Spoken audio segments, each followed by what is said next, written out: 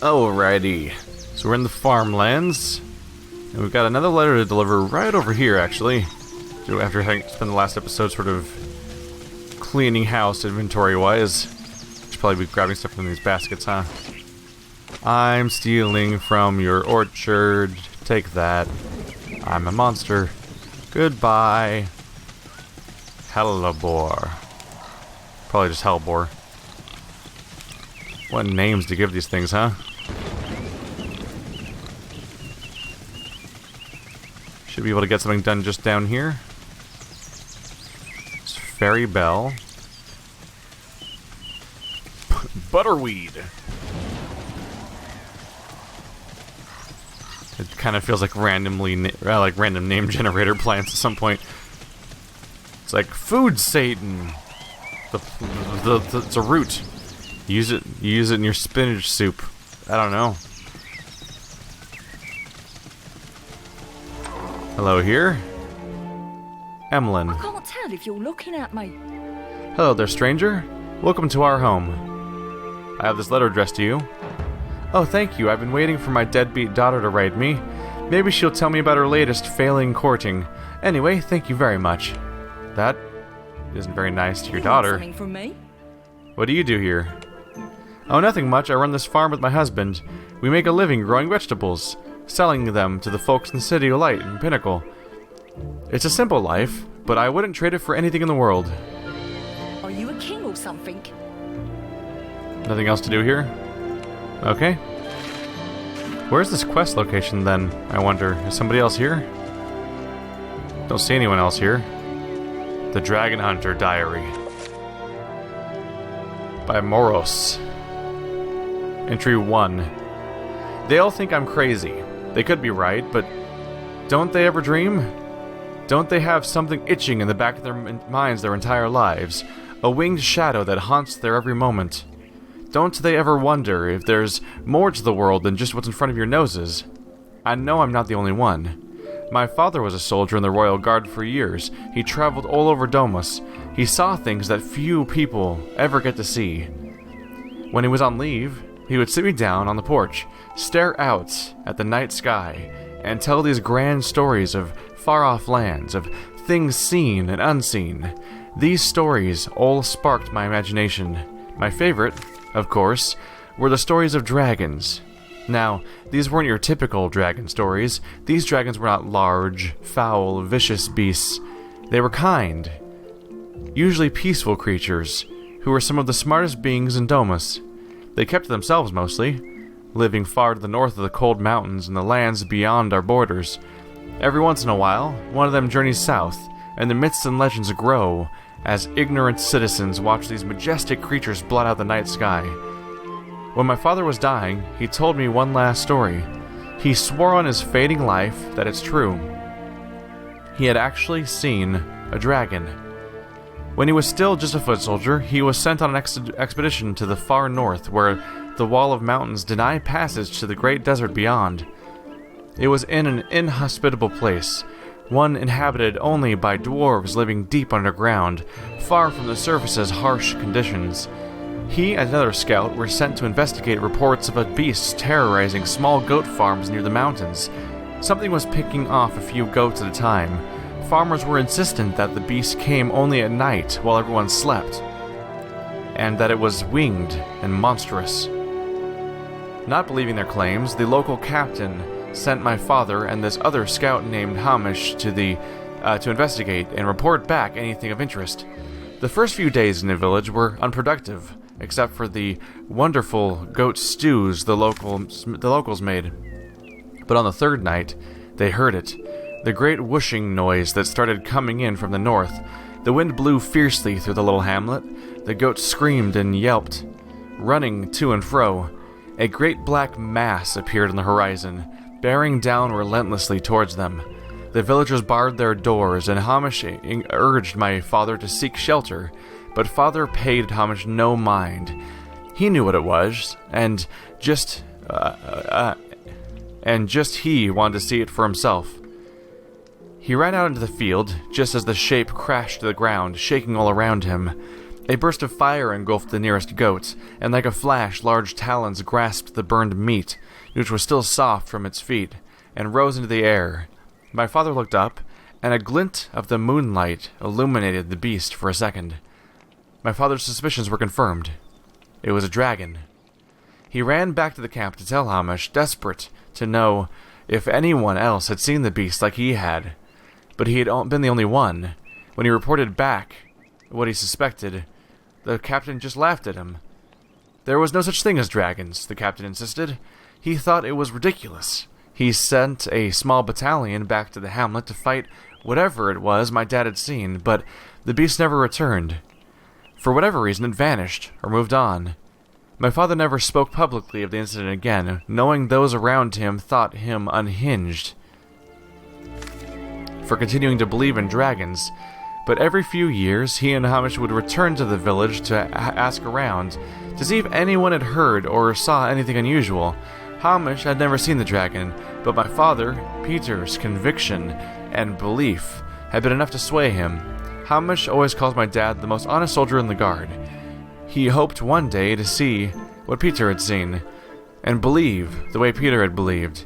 Unfortunately, my father failed to tell me where the village was. He only said, Homage will help you. I hope he's right. My plan now, that I finally have the time, is to find Homage, to have him lead me to this village.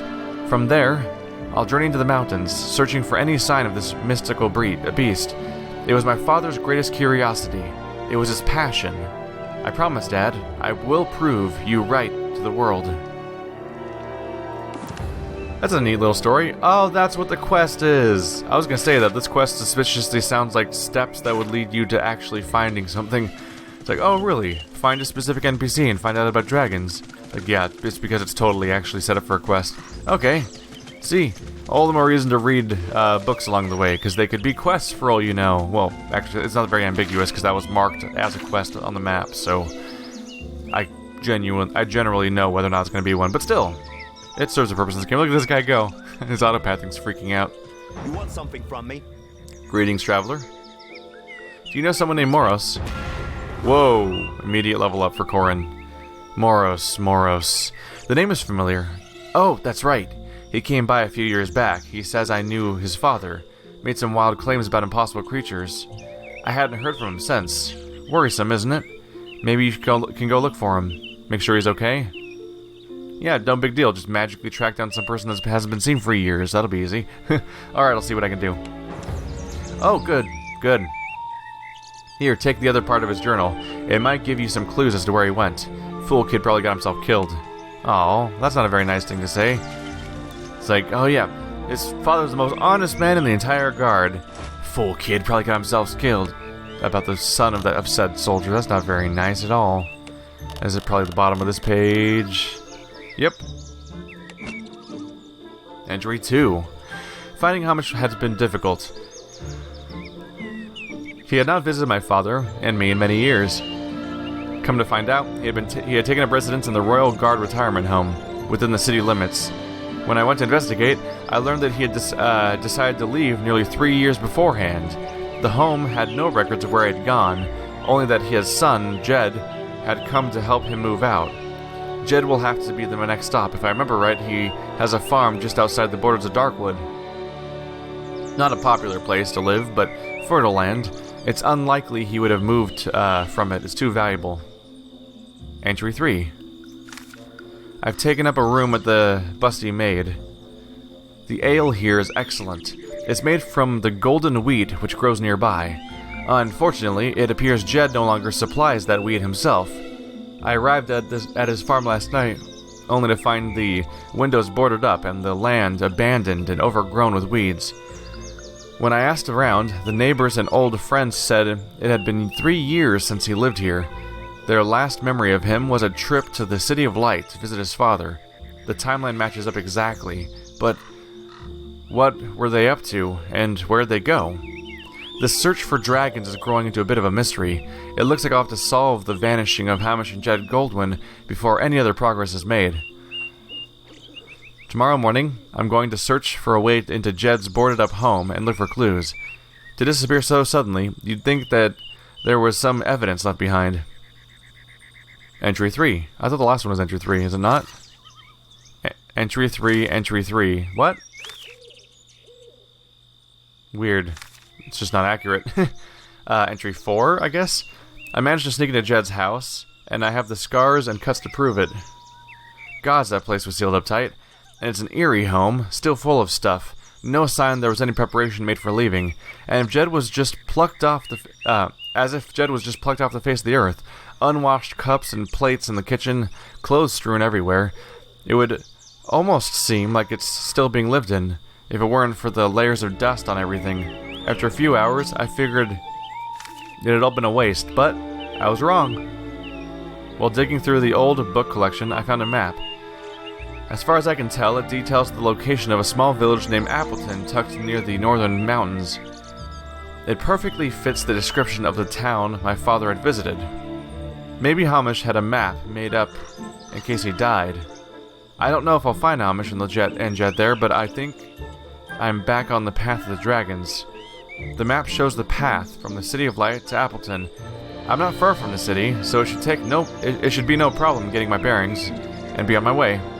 Answers are close, I can feel it. So where can I find this exactly? Oh, looks like I'm going back up north. If I want to find the dragon hunter guy. The fate of Moros, the dragon hunter. Do I have fast travel locations at all? I still have not found a single new fast travel location. That's a bummer. Gotta figure out where they're hiding. Are they shown on the map at all? Sewing thread leads to the woodwork. There's leather working.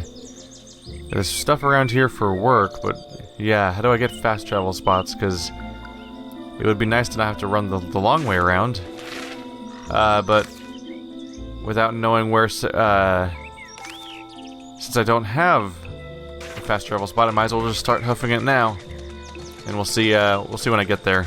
I'm just gonna go ahead and head straight there and keep this quest going for this episode. I'm on my way there, but I've noticed something kind of nasty. It's a Minotaur fight. This could be nasty. In fact, I'm a little underprepared at the moment. I also haven't given this guy his stats yet, which is probably not the best idea. Let's give Lightbringer a little bit of MP. And give Corrin some hit points. Should really map the higher quality healing potions there now.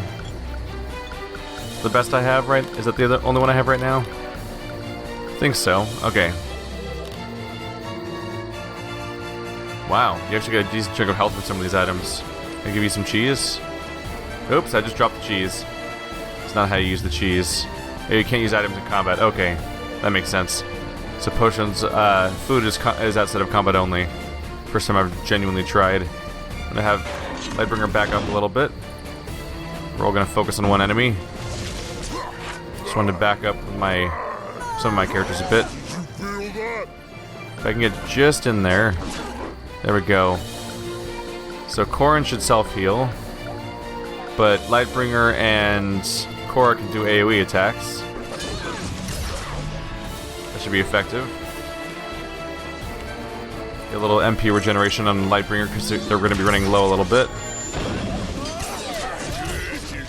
One of my top priorities is just to be able to get through this tough starting fight with the Minotaur. If I can do enough damage to him, he can probably go down. Maybe we should all focus fire on him now. The first target went down. With enough AoE, we might be good to go. Corrin's gonna keep healing himself. Having some MP problems. Energy potions do not regenerate a lot of energy, by the way. Bit of a disappointment. Minotaur's down, though. Alright. I would say the immediate threat of this fight's more or less dispelled now. Pain is life, my friend. I was being especially cautious because I didn't know how dangerous to expect the, Minotaur to be. If I have you guys attack this guy and Corrin walk away, will he stop attacking Corrin? He will. Cool. Are you done being silenced? You're still silenced. If I have you hang out far away, you at least won't take any more damage. There we go. You done being silenced yet? There we go. Alright. I haven't felt this good since Corrin fell in the pond in Radiance. Wow. She clings to a very specific memory of Corin having at one point fallen into a pond. That's a vendetta right there, huh? It's a lot of loot. Alright, we'll sort through it and then all at once at some point. I don't necessarily want to stop and check every single time. More recipes, cool. I'll go ahead and just apply those real quick. Here at the top of this menu. No. I'm not very good at keeping... Oh, there we go. Strength and intellect potions. Those will apply nicely. Hello, Corin. Let's get your points added in. The usual strength and vitality seems to be working just fine so far. And I'm going to go ahead and take a rest. Should be nice and easy enough. We're in the middle of the camp of the people we just killed. Like, they already have a camp set up just for us. So convenient. Alright. Some crappy crossbow. I think we're getting a lot closer now. Ish. Something like that. What's that over there? Got ourselves a little iron. We'll need to transition back to the other screen. There we go. Southern Forest. That was weird. Look at the mini-map. It's weird. Oh, never mind. It's because there's a gray boundary. Lost track of that. I'm like, it's weird how all the dirt moves on the mini-map. But no, that's just the foggy boundary of the, that's just the foggy boundary of the fog of war, we'll call it, basically, of this map. Let's go ahead and update our save. I'm trying to rotate our saves because of that disaster where we lost footage early on. Don't want that happening again. Looking in here for a dragon. You're not a dragon, you're something dangerous apparently. I'm gonna go over here. Come on outside. That's a bear. That's a dire bear. One might even call the situation dire. Let's shoulder bash this dude. Should be largely okay, honestly. It's just one. It's a single target. Okay, let's get my ranged characters out of its range then. It's gonna have AoE. I'm gonna want to keep my distance from that. I can apply a heal real quick. He's mostly holding his own.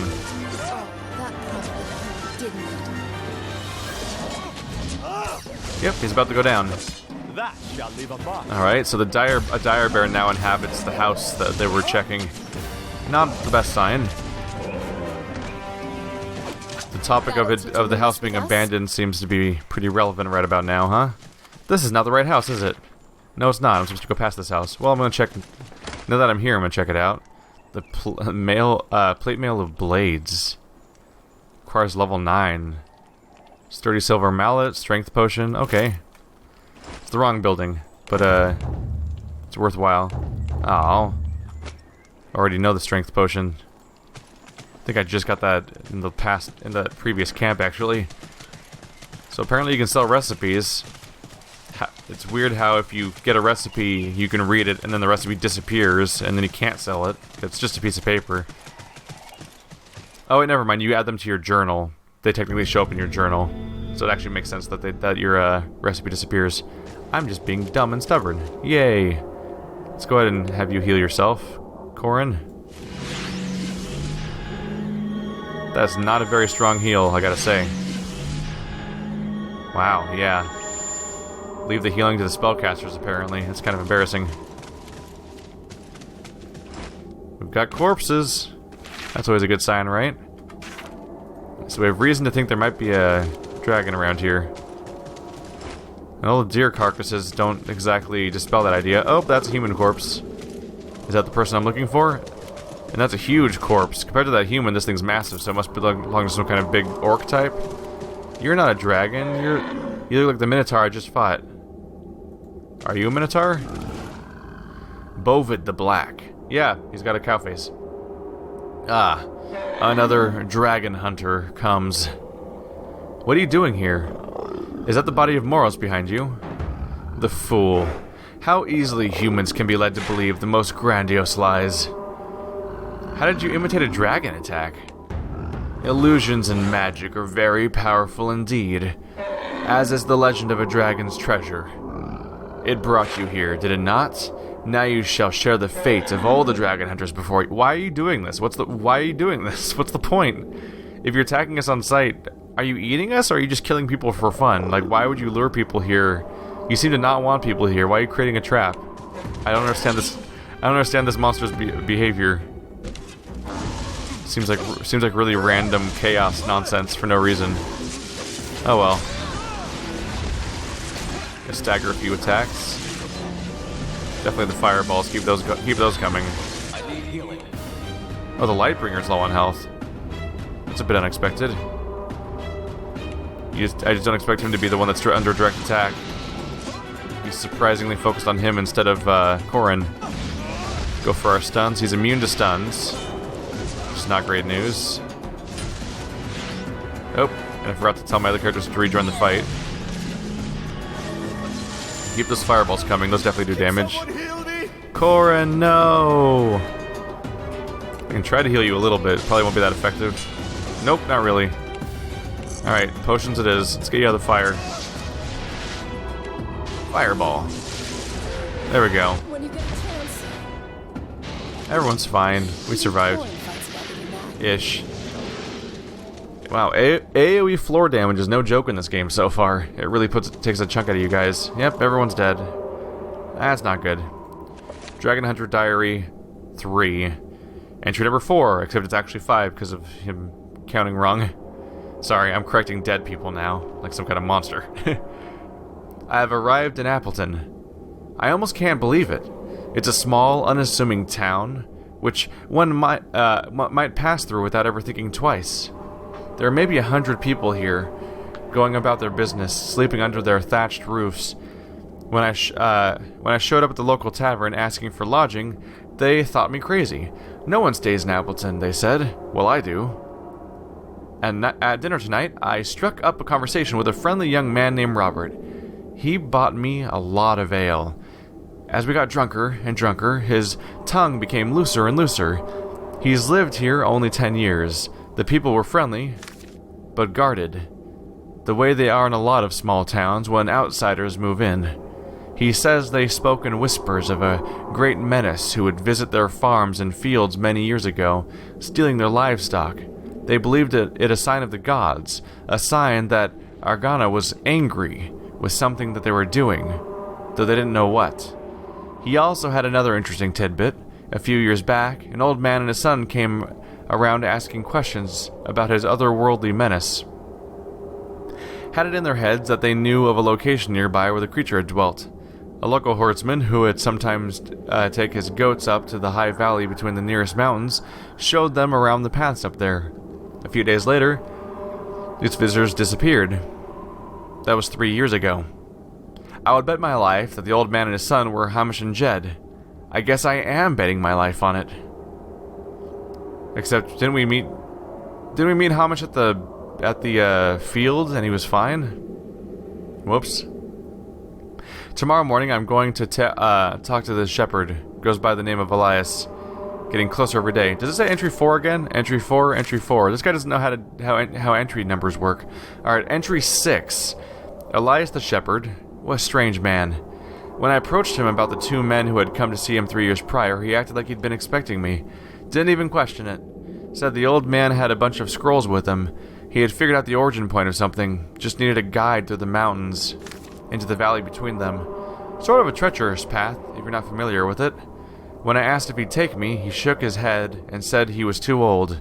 But he pointed at my new friend Robert, who was standing off to the side. He said Robert would take me where I needed to go. Robert smiled knowingly. I'm starting to get the feeling that people in this town know me, or at least have been waiting for me. It doesn't make much sense, but then again, my father made many appearances here. Do I look that much like him back when he used to come here? We set out tomorrow. Entry 7. So either Robert is taking me somewhere to murder me, or they knew I was Peter's son, and that I would come just like he did.